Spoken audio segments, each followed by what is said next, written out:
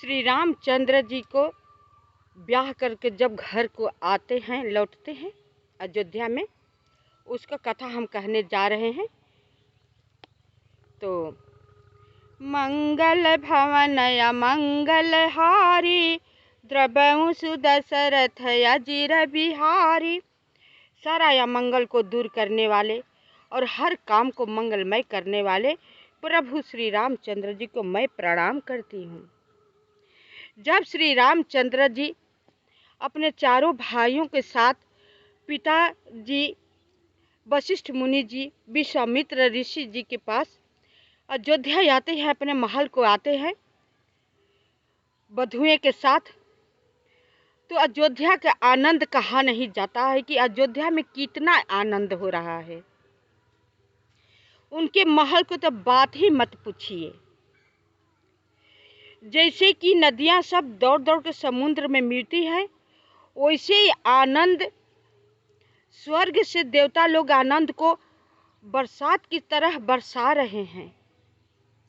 रिद्धि सिद्धि दौड़ दौड़ करके अयोध्या में आ गई हैं, महल में प्रवेश कर गई हैं। रोज प्रतिदिन नए नए मंगल हो रहा है।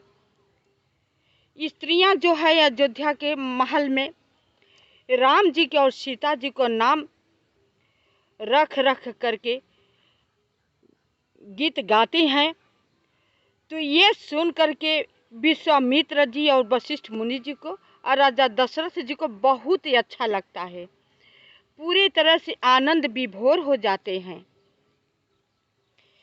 स्वर्ग से सब जब देवता लोग देखते हैं तो कहते हैं, हे विधाता, जब मेरा पुण्य समाप्त हो जाए, किसी तरह से मुझे धरती पर जाना पड़े, तो हमें जन्म देना तो अयोध्या में ही देना, कि अयोध्या के हम दृश्य प्रतिदिन देखते रहेंगे।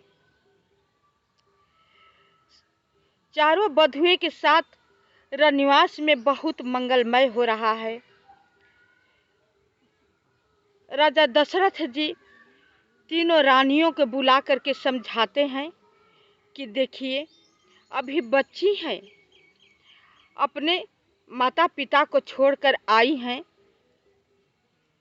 इनको अपने आँखों की पलकों की तरह रखना, ताकि इनका अपना मायका भूल जाए और यहाँ अयोध्या में रहने में सुविधा हो।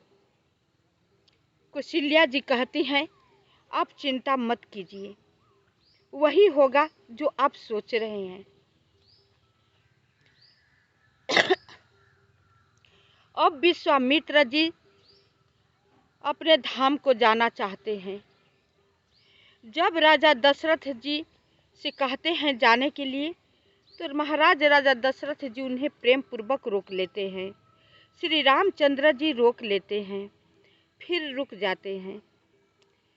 एक दिन महाराज राजा दशरथ जी दरबार में बैठे हुए थे। विश्वामित्र जी ने कहा, महाराज राजा दशरथ जी, अब मुझे विदा कर दीजिए, अब मुझे जाना चाहिए। राजा तैयार हो जाते हैं, कहते हैं ठीक है। अपने चारों पुत्र को बुलाते हैं, उन्हें प्रणाम कराते हैं, पैरों में गिराते हैं, बहुत प्रकार से ऋषि आशीर्वाद देते हैं। फिर रानिवास में मुनि जी को ले जाते हैं। तीनों रानी और महाराज राजा दशरथ जी अपने गुरु जी के चरणों में गिर करके यही प्रार्थना करते हैं कि आप बालकों पर हमेशा स्नेह बनाए रखिएगा, हम लोगों पर स्नेह बनाए रखिएगा, याद रखिएगा। विश्वामित्र जी बहुत प्रकार से आशीर्वाद देते हुए महल से चल देते हैं। फिर चारों भाई रामचंद्र जी और महाराज राजा दशरथ जी विदा कराने के लिए विश्वामित्र जी को कुछ दूर तक जाते हैं। विश्वामित्र जी लोगों के विदा कर देते हैं, घर वापस लौट आ देते हैं और अपने चल देते हैं।